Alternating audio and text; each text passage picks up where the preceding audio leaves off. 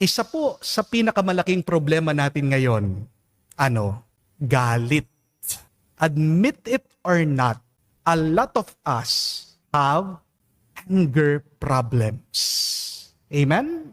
Ang dami sa atin hindi marunong mag-manage ng kanilang anger, ng kanilang galit. Di po ba? Kaya nga, lumalaki ang problema, lumalalim ang mga hidwaan. Hindi lang pananakit ang tinuturing na kasalanan ng Diyos.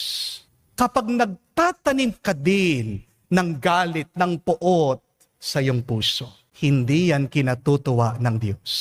Nagkakasala ka din. Amen? Bakit? Dahil ang galit, kapag pinabayaan mo, yan ay mamumunga. At ang bunga ng galit ay karahasan. Pag nagagalit ka, nabubulag ka na sa katotohanan, nakakalimutan mo na ang iyong pagmamahal sa iba, sa iyong kapwa, lalong-lalo na sa iyong pamilya. The fruit of anger is violence.